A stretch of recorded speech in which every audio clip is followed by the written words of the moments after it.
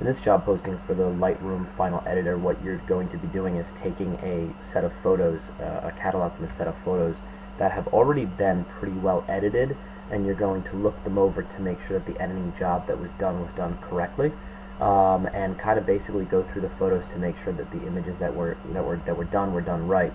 For the most part, the people that we work with do a great job, and they edit them to get the exposure, the color balance, and the straightening and cropping correct. But you are going to be the double check to make sure they did that, and also select the final images that we will be working with for our product. So the first thing that you want to do is we will probably end up emailing you the catalog file from the base editor. So the base editor will have gone through these photos pretty thoroughly. So we'll email you the catalog file. Then you'll be responsible for going onto our FTP site, which we'll give you instruction for later. Go onto our FTP site and download the raw files. Once you've downloaded the raw files, you'll open up the catalog, and what you'll want to do is you'll want to repoint the catalog to those raw files. So right in here, what you should see is the images won't pop up, you won't see anything, there will be a lot of question marks. You'll want to right click here and click, and there's a little button that says find folder, find missing folder. In this particular, I could say update folder location will do the same thing. So if you go to find folder and you browse to the raw files, when you find them and you hit OK, it will update them so you'll see all these images. So that's the first step. The second step is to build the previews.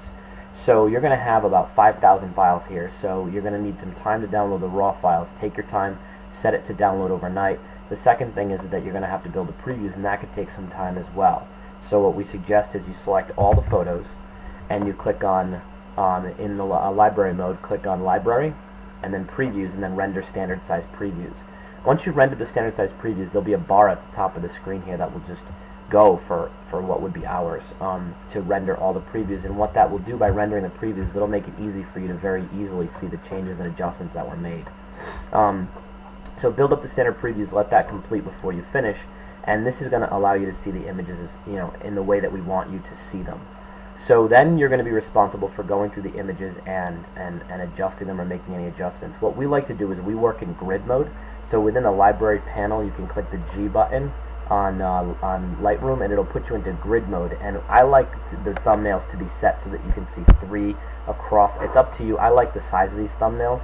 It allows me to see what's in the photo and allows me to make some decisions about that photo. The second thing you want to do is our editors are told and instructed to select the images that you'll be editing, or to select the images that they'll be editing, by giving them a 2-star rating.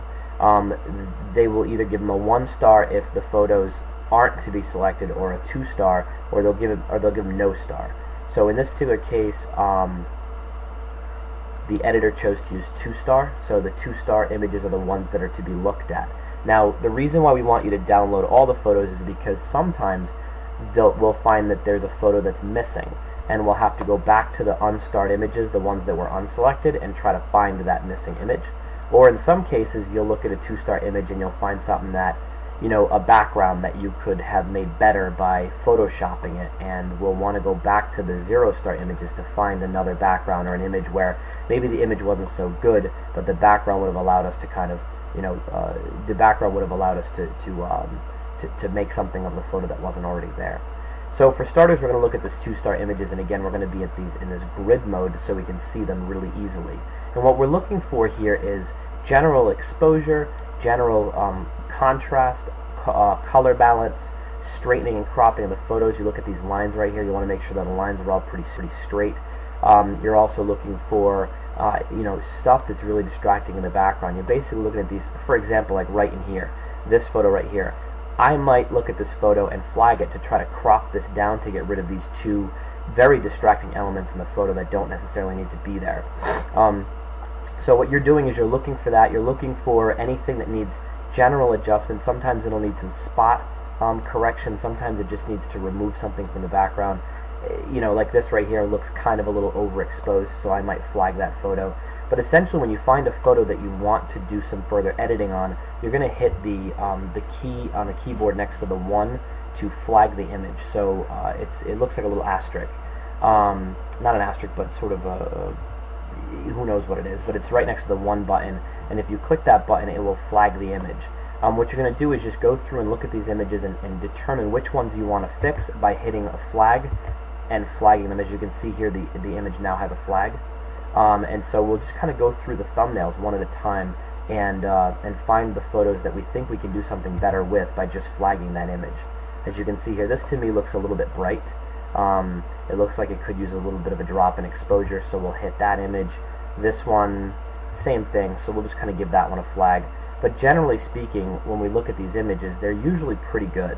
Our editors do a pretty nice job of getting us right within the range where we need to be. If I find anything that's a distracting element in the background, or maybe even find a photo that doesn't actually need to be in there. So if you look at this photo here, this guy's just sitting here, beer can in hand, his eyes are closed. There's really no need, and this is a very distracting, kind of ugly photo. So what I would do is I would use the 0 key to unstar this image and take it out of the set. And so you're going to be going through these photos fairly quickly, just kind of determining which needs which. Looking forward here, there's really no need to have two of these photos. They're exactly the same thing, so we'll hit 0 for one of them to kind of ignore them. And again, I'm just kind of going through here. In this photo here, I'm seeing it looks like his shirt is kind of, that will need some spot adjustment, so we'll flag that image and flag this one as well. And so what we'll do is we'll go through the photos and just make sure that they're up to standard. All of these photos look pretty good. There's nothing that's really throwing me off. I may look at these and decide which one of these two is the better photo to keep and get rid of the one that's not better. And so basically going through the photos one at a time to make sure that they meet the standard of what we're looking for. These are all three of pretty much the same photo. I might pick which one I like best and then further edit that one. Okay, so you're going through the list. Now what you'll be looking at in these wedding photos is a lot of getting ready process. You look at some of the ceremony photos, you look at some of the photo time photos. During the getting ready process, we're not looking for the most smack on awesome best images ever seen. They don't have to be all portfolio pieces. Sometimes they're just general photos. For example, this one of the girls here, it doesn't have to be perfect, and even if it's not a great photo, the client's probably going to want it. So we let a lot of things go during the prep process. We don't really go too crazy with them. But it's really more about when we get to the formal photos, if we scroll down here later and get into more formal photos, that we spend more time trying to make sure that the crop is correct. Like, for example, if you look at this photo right here, I like this photo, it's cute, okay, but I would flag this one just to see later if maybe there's more of her dress at the bottom here. That what's distracting me about this photo is that I can see all the bottom of their feet here, but her dress is not here. Now, I might even get over that because I actually kind of have this photo right here, which has everything that I need in it. So in this photo right here, it looks good. I may just try to look at it and try to do a little bit of, for this one I might just flag it to see if straightening this photo a little bit more than it is going to make it look a little better. The formals is where, in this particular case right here, this is a good photo, but I can see that her dress is sort of overexposed, so I'll tag this for flagging, and and go through the photos that way for the flagging process. And basically when I'm all done, I will generally have somewhere between 100 to 150 flagged images that will need further editing. Once we get to that point, we will sort everything by flag, and we'll actually go through the editing process for these photos. The other thing that you're going to be doing while you're going through these images is you're going to be looking for the best images in the set.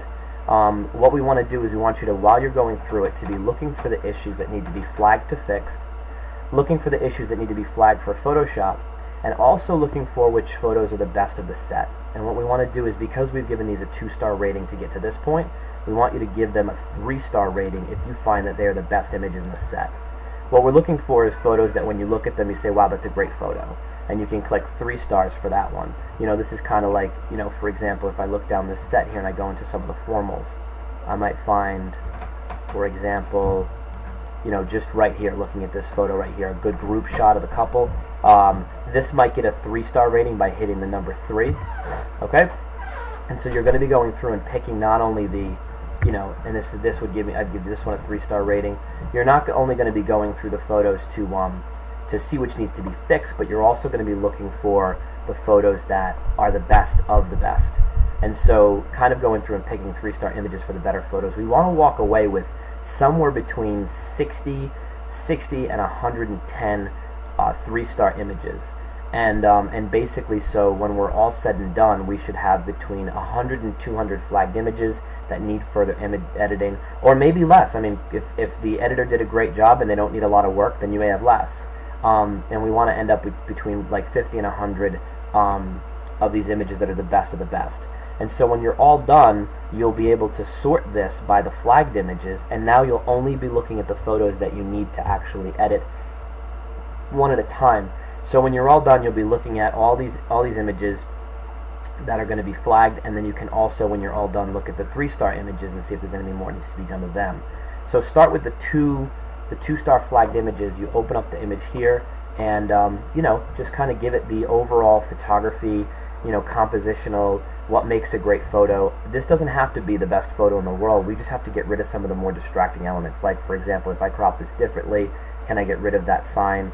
You know, it makes it a little bit of a better photo. They're going to want a photo of these guys hanging out and laughing. So if I can just simply go in here really quickly and crop that out of the background, then that's great. Looking at this photo here, it was sort of overexposed, so I'll pull the exposure back on it a little bit. Done. Moving on to this photo right in here. Again, just giving it your basic overall.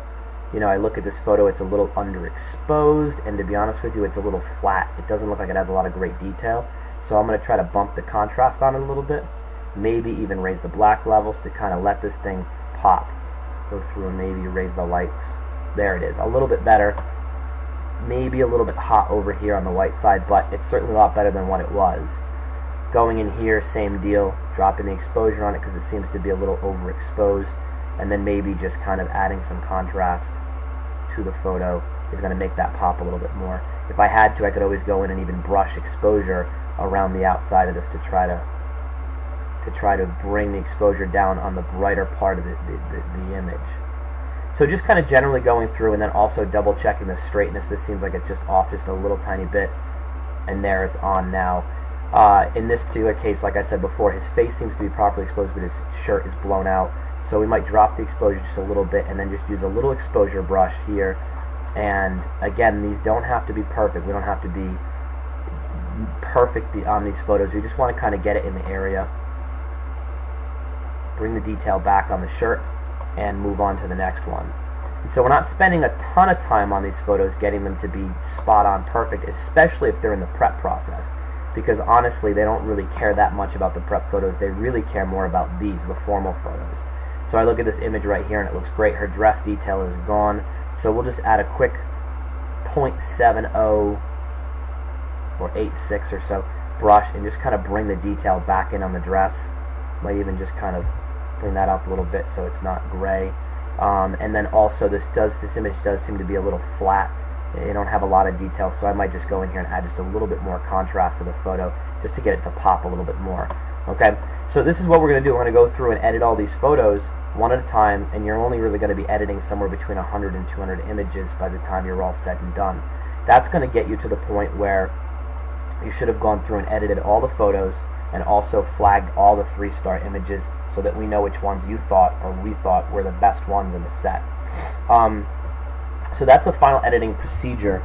The last thing that you're going to find is that there's going to be some images that are going to require photoshopping. So if I go back to grid mode, I'll go through and I'll try to find an image that might need Photoshop work. Anything that needs Photoshop work, what we're going to do is we're going to leave it flagged. We're not going to Photoshop it. We're going to leave it flagged and we're going to set it with a color rating. Let me just see if I can't find an image that needs Photoshop work. Sometimes it's hard to do. Look at these 2-star images here. Let's just say, for example, I'm just going to use this as a terrible example, but let's just say I thought this was a great photo, but that this woman right here on the right-hand side was just too distracting for me. It's not something that I can take out with a spot editing tool. It is not something that I can do quickly. It's something that I'm going to need to Photoshop myself. And so rather than spending a ton of time Photoshopping, what we do is we flag this, and then what I want to do is I want to set this, so we're going to flag it first, so flag it, and then we're going to set the color label to red. Okay, so what we do is we set it to red, and now what happens is that anything that has a red color label, we will make any adjustments we need to, spot adjustments. For example, let's just say I loved this photo and I wanted it to have just to be a little bit less bright in his right hand side, and perhaps I wanted the crop to be you know, a little bit tighter on him. You make all the final adjustments to the photo till you're absolutely put him in the third or so, right here. And you make all the final adjustments on it, and then you leave it the way it is. What will happen is that we will end up exporting this as a Photoshop edit file and sending it to our Photoshop expert. He photoshops everything for us, and so all we're doing is we're flagging this to say, look, this needs Photoshop work, and by setting it with a red label, that's perfect for us. We know that we need that. Once we're completed looking through this process, basically in the initial phase of things, all you're going to be doing is then sending us the catalog file. We will deal with the exporting of the files in that process. So all you have to do is take this LRCat file and send it over to us.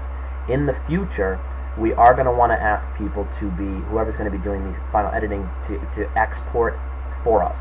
And there's going to be a whole procedure for us, and it'll follow up this video, and we'll send it along when we're ready for that process.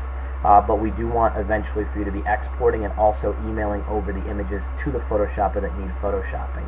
So, and we can talk about that later, but this is the first part of the final editing procedure, and we'd love to see what you're capable of doing. So we'll send off the files and this file, and we'll go from there.